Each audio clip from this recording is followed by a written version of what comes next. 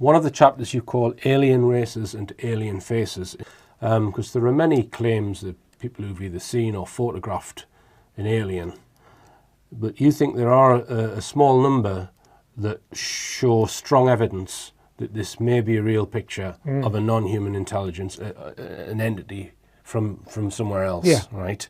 Yeah. So we're going to look at them now. So one of them is the Filiberto Capone's 1993 Close Encounters photograph. Right, and this was investigated by Tim Good in one of his books. I can't remember which one. I do mention it in my book.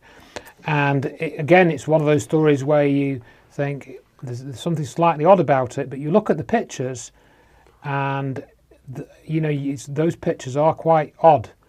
But the odd thing about the story is that this little creature, which I think was meant to have been about 3 feet high, and it does sort of very superficially look like a grey alien, very superficially, but its head and its body are a different shape, and it's got kind of stubby arms and stubby legs, and it appears to have these pipes coming out of its body as if it's been hooked up to something to help it breathe or something like that. And it looks like it's injured. It looks like it's got some burn marks on its face or its head. And he claims that this creature, I think this took place in Italy in the early 90s. He claims that he came home from the city one day on his motorbike, and he heard this rustling or something, and he saw this what looked like a sort of big plastic bag with this creature getting out of it. And he took a photograph then, and then it ran off into the bushes. But then it came back again about over, I think, 2 or 3 visits it had over the next week. And he photographed it again, and on the last day his grandmother saw it as well, and they were interviewed, and the photographs were taken away, and they were published in the Italian media, and he was interviewed, and as I say, Tim Good interviewed him, and you can read the rest of the story in the book. It's written about extensively in Tim Good's, I think it's Unearthly Disclosure. Yeah. And so, do go and read those accounts and see what you make of them. To me, I'm not putting my hand on my heart and saying, yeah, this is definitely a picture of a real alien. What I'm saying is that the story seems to be legit. The pictures do look real, or they have a real look about them. And if he faked them, again, he didn't seem to gain anything by faking them, and I couldn't see a motive for him faking them. Could it be just a genetics experiment? It could be. It may not be an alien. It may be some type of escaped genetic experiment from some underground laboratory. I really don't know. All right, then let's consider another one, which is the Amoko alien. So this is a story told by Bill Cooper, where around the time that the Bob Lazar story came out, and that had sort of reinvigorated a lot of the interest in the UFO issue. Amoco published this article, or this advert, I should say, in Aviation Weekly. I think it was 1989 and 88. And it was of this picture saying, we have really advanced technology. And it's of this, you can show the picture, but it was this alien holding up its left hand, and holding its left hand. And it was making a comment about how advanced technology, was used by Amoco to do whatever. And Bill Cooper was intrigued by this picture, and he rang them up and said, what was this a picture of? And he got different stories from different people. One story he was told it was a clay model that was about 6 feet high, and the other story that it was about 1 foot high, and it was made out of plastic or something. Mm-hmm. So he was given different stories, and that made him suspicious. And they spoke to the photographer, and he sent them a sort of 12-inch version of the picture, which they then studied carefully, and they said they could see little hairs on the neck and on the side of the face, and there was moisture around the eyes. So he, according to what Cooper was saying. This is Aviation Week in Space Technology, November 21st, 1988. Write that down because somebody's going to ask me. November 21st, 1988. You can find it in used bookstores and libraries. Next picture, in which this ad appeared, talking about technology so advanced it will help answer some big question. And on the facing page, what's there? This picture. On the side of the neck, there's hair growing. We did extensive analysis of this photograph. We rephotographed it. We relit it. We blew it up. We tracked down the photographer who would not tell us what it was he photographed. We asked originally to Amoco for the name of the artist who drew the picture. They said, I'm sorry, we can't reveal the name of the photographer. We found the photographer. He would not tell us what he photographed, but he sent us an 8x10 copy from the original negative, and then we began to work on that as well as with the ones we had photographed out of the magazine. And this is what Amoco told us. They told us several different things. First, they told us that it was a 9-foot-tall bronze statue. Second, they told us it was a 12-foot-tall bronze statue. And third, they told us it was a 9-inch clay statue. When we pressed for more information and became literally obnoxious on the phone, not accepting what they were telling us and wanting to see the original artwork, they refused and hung up on us. So, whereas I cannot say definitely that this is a live alien, I can tell you one thing, it is not a bronze statue. I can also tell you it's not a clay statue. And hair don't grow on the necks of statues. Next. You can see the moisture in the eye, the incredibly small detail in the texture of the skin and whatever this is, and in the eye. Look at the lip. You ever kissed anything like that before? I know a guy that did in the back seat of a Chevy. Next.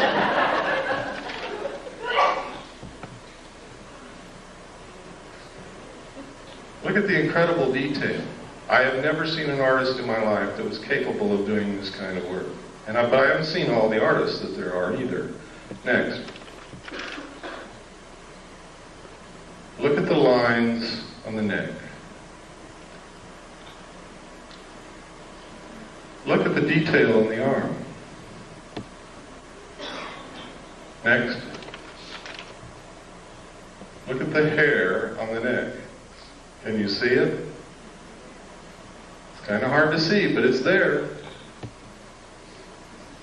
That little fuzzy hair. Look at the lips. Look at the throat, the detail. The wrinkles. Next. Look at the moisture in the nostrils and tell me that's a bronze statue. Look at the moisture in the eyes. Look at the incredible detail in the folds of the eyes. Look at this bag under the eye.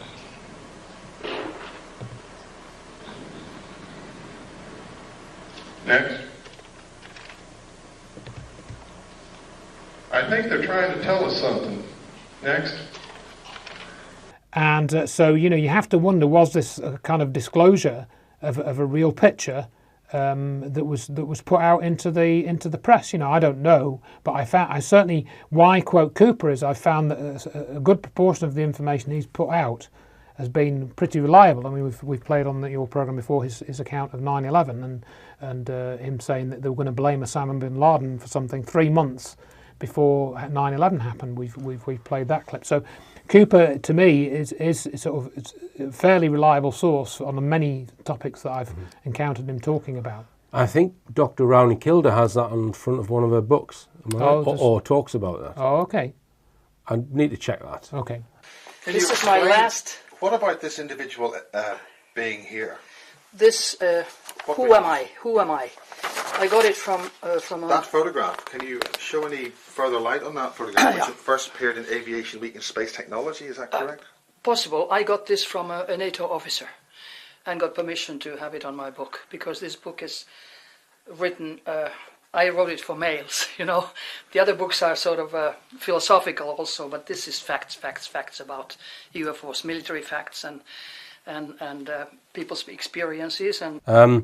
All right, let's come on to the next one, which you may have seen this video. It's called The Alien Interview. And I would say that all attempts to debunk this video have failed. I would agree. And there's some details in your book that I didn't know about. So what I'll do is Perhaps I'll play this video while we're talking about it, so we can put it on the screen. I featured this in one of my lectures years ago. Yes. So this came out in 1997, and it's allegedly from an underground base where they've got an extraterrestrial, extraterrestrial biological entity. That is their word. And it's being held at this underground military base. And this is a video of someone trying to communicate with this extraterrestrial. And what happens is, due to perhaps the conditions or the atmosphere that they're trying to contain this alien in, it starts to sort of convulse and has breathing problems. So 2 medics then come in. So there's no sound ever being released with this video. And there are various things that the interviewer is sat there with in the interview situation that, for example, is it a heart monitor? Yeah, there appears to be some type of what looks like a heart monitor, certainly an oscilloscope with a trace going up, appearing to indicate a heartbeat. Right. So if you can just go through some of the things that you cover in your book, Andrew, in terms of why is there strong evidence that this is a real non-human entity? Yeah, well, I think there's a few things which struck out. I mean, which stuck out to me, which is Victor, who was the guy that brought this video out. If you listen to his commentary, he sounds like a very intelligent and articulate person, and he actually says, he actually invites people to prove that this video is a fake. He says that. He says, come on, I want you to prove that this is fake. You should do this. It's important that you try and prove this a fake. And of course, people will just say it's a Hollywood puppet, end of, move on. And they did say that in the video that was made about this in 1997 by Rocket Pictures. But the actual video itself, what is it of? The video is of an alien coughing. If you're going to fake a video, it's not particularly an interesting thing to fake, is it? An alien coughing and leaning forward.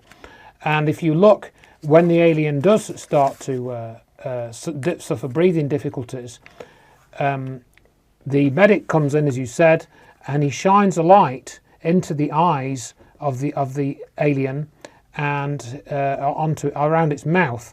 And Victor, what he explains is going on is that they're looking for hemorrhaging around the mouth and the eyes. And so that to me is a plausible explanation. If this is having some type of physiological difficulty with our atmosphere, then yes, maybe it would have problems with breathing. Maybe it would cause hemorrhaging and some kind of bleeding through any blood vessels it might have. So that explanation struck me as plausible.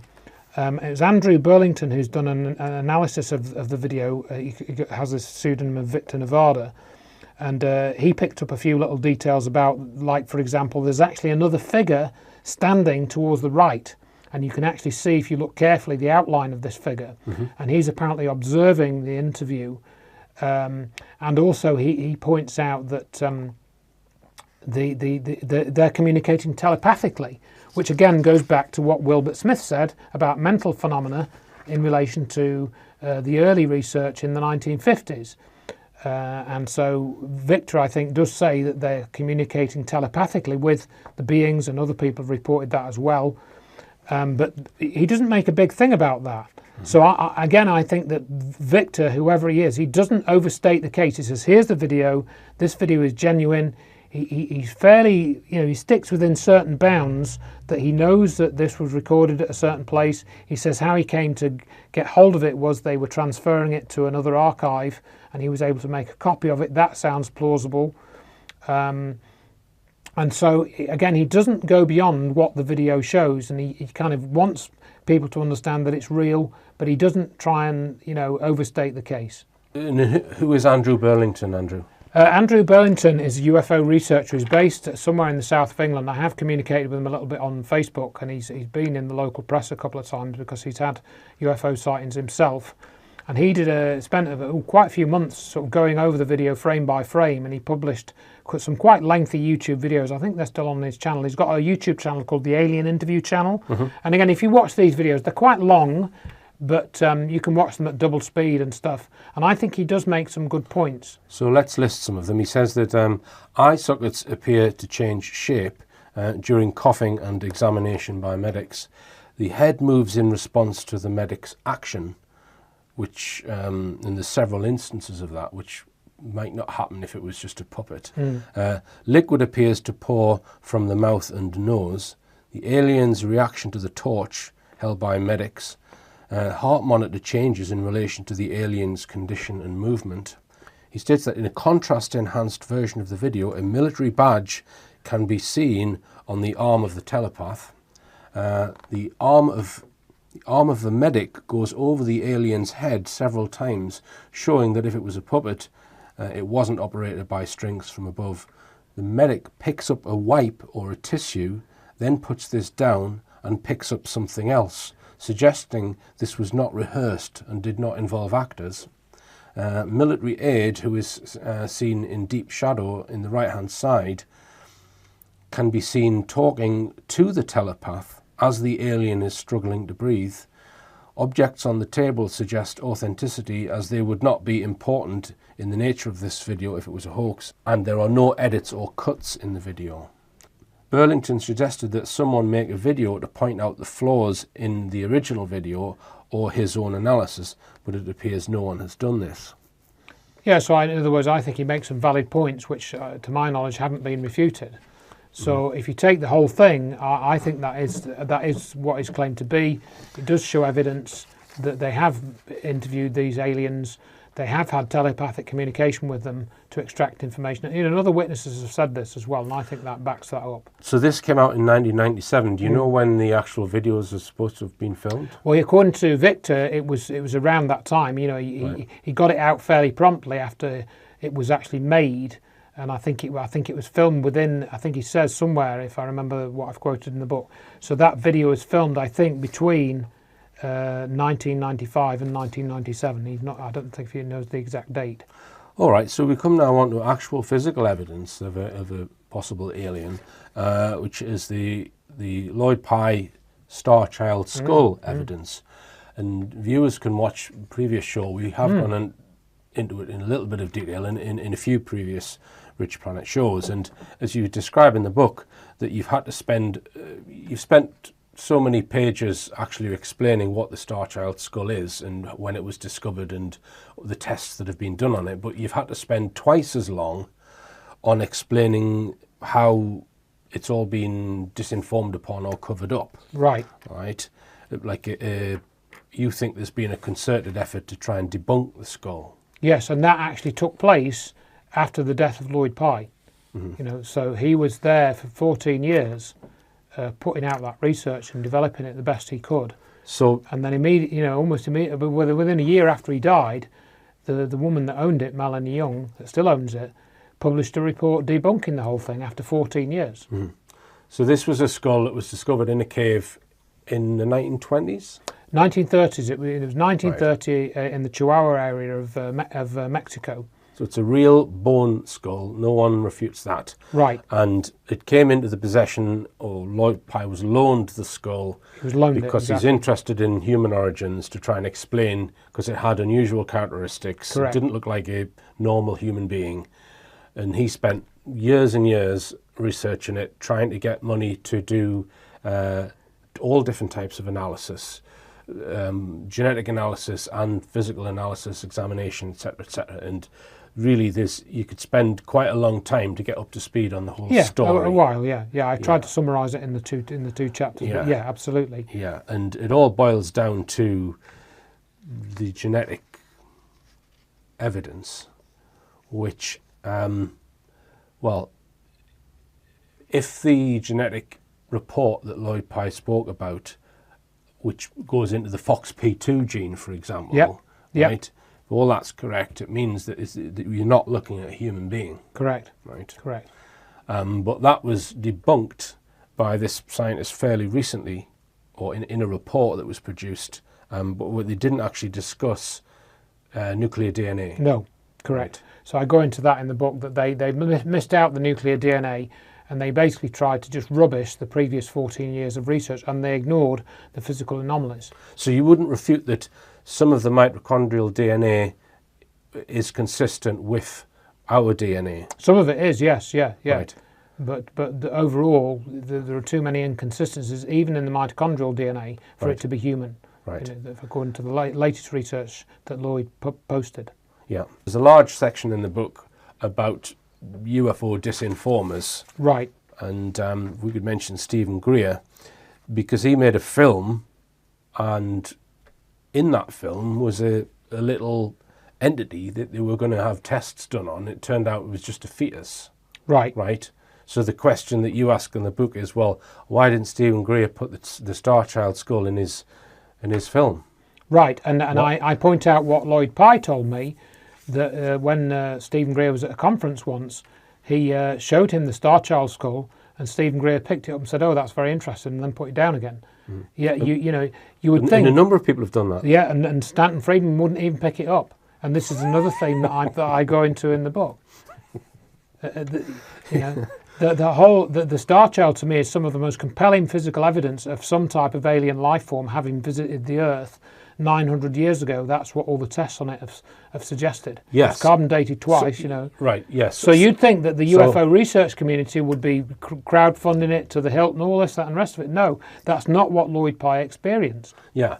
So although this skull was found in a cave in 1930, the age, because it's been dated, carbon dated, right. it's about 900 years old. Plus or minus 40 years. Right. Yeah. So 900 years ago on the Earth, there was a being which apparently, according to the geneticists, has no connection to the evolutionary line. And as we take evolution, we've talked about that a little bit, but if we take this idea of evolution just for a minute, that a geneticist currently believes in, it has no connection to the evolutionary line. Right. And he said it was a non-intersecting evolutionary line that the Star Child was. Because there is a database of all known species on Earth. Well, yes? It's 100 different types of species, apparently, the NIH database that they've now got. It's a complete genome of animals from 100 different species.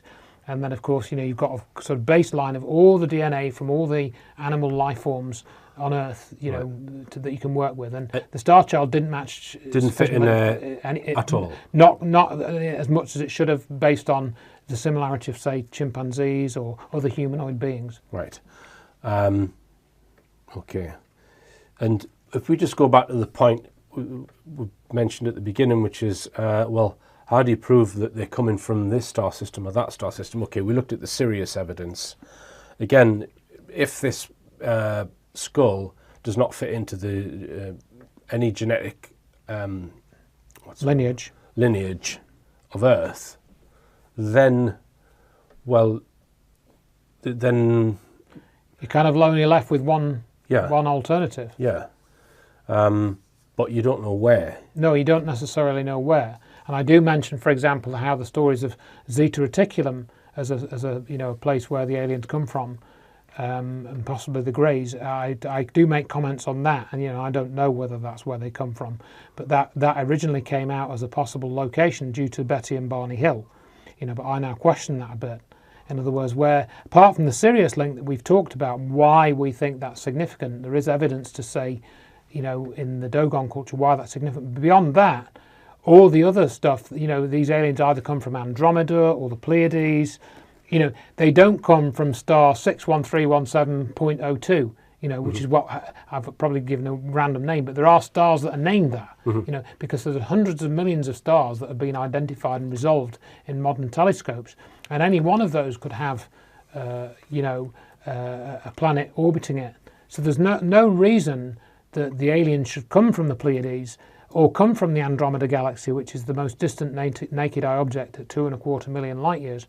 There's no reason why the aliens should come from the constellations which have popular names. That's my point, really. Right. I mean, they might do, but they could just as easily come from somewhere which we don't have a nice, tidy name for. Right, and Sirius is one of the closest star systems. Yes, that's true. Sirius is only, I think, 6 light years away, so it's relatively close in cosmic terms, if you will. And do you know if there's any extrasolar planets there?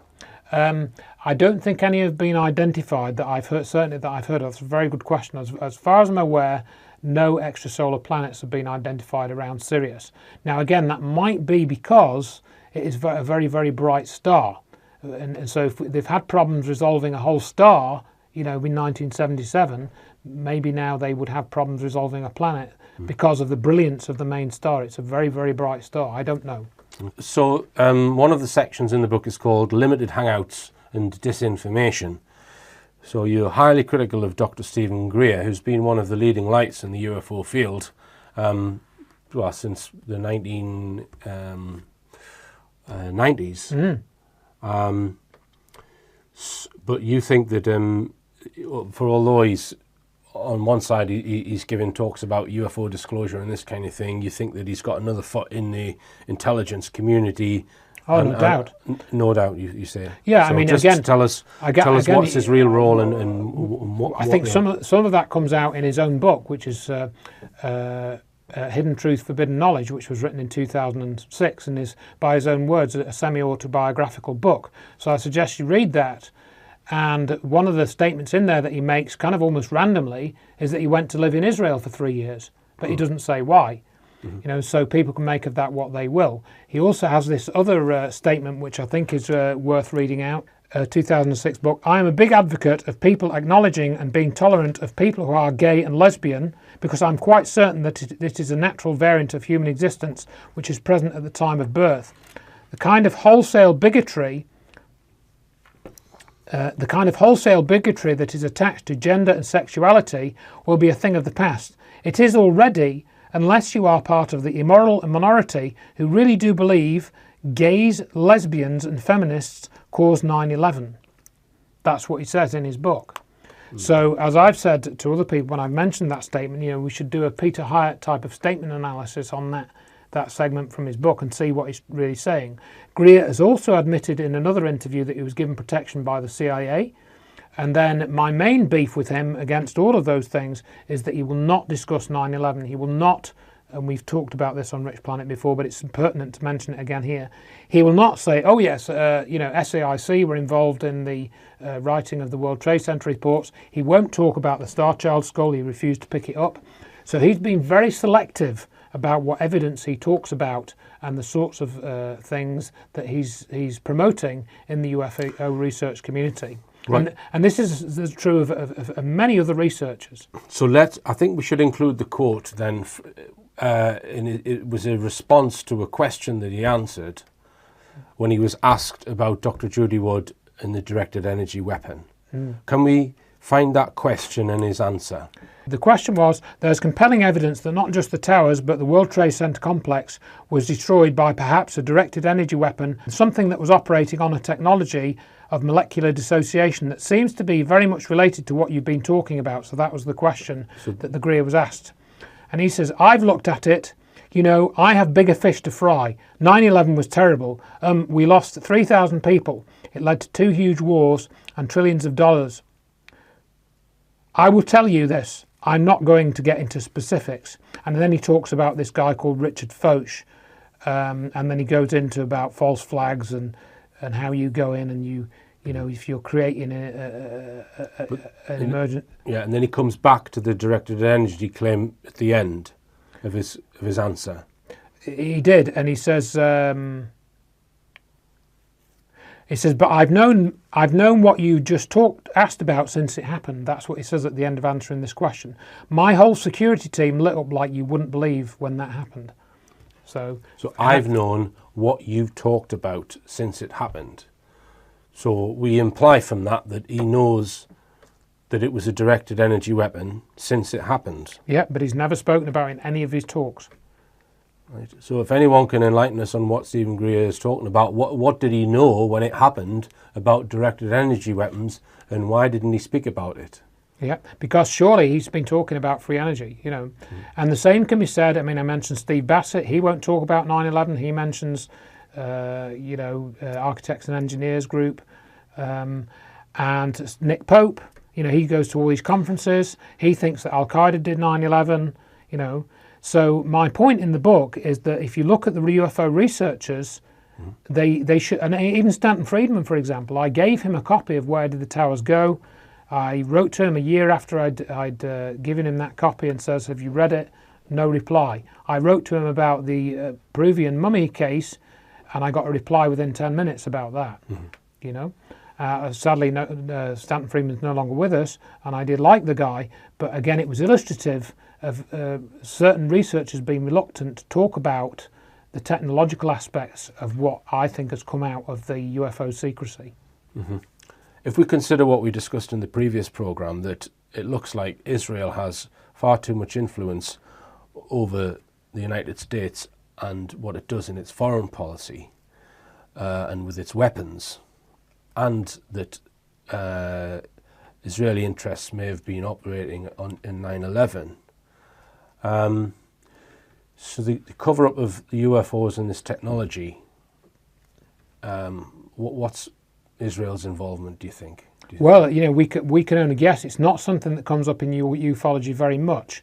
And the only statement really that stood out to me that I've already read out was the Stephen Greer statement about him going to live in Israel for 3 years, or going to stay in Israel for 3 years. Mm-hmm. So that is very interesting. And again, we don't have any information about what that might mean. So does Israeli intelligence operate within the UFO community? I don't know. I haven't gone to look for evidence of that, nor have I been shown any specific evidence. But we have to, consider that there may be some influence going on behind the scenes to divert people away from certain areas of research, and then who's doing the diverting, And perhaps we just finish with a word about disclosure, because really that's a what's the word I'm looking for? It's a flawed term, really. Asking for disclosure, say, the US government for disclosure about UFOs is like asking the mafia to disclose all the details of their previous crimes. That's a good analogy, yeah, very good analogy. So you actually speak to the reader in your book and you say that, well, it's not disclosure that you should seek. So tell me. Yeah, so, I'd just say towards the end that it's discovery. You can discover things for yourself by looking in the nooks and crannies for the evidence and coming to your own conclusion. And you shouldn't really seek any kind of official recognition that your conclusions are valid, because you're not going to get it. Mm-hmm. You've got to be happy with that in yourself and find the truth for yourself. That's, I suppose, what I came to the conclusion about. Once I'd found out what happened on 9/11, I kind of realised over time that there wasn't going to be any official disclosure, because, as you said, it would involve too many criminals having to confess to their crimes openly in public, and that ain't going to happen with things as with things as they are at the moment. Well, it's a good point to finish on. Discovery, not disclosure. Believe none of what you hear and only half of what you see. I'm Richard D. Hall. Good night.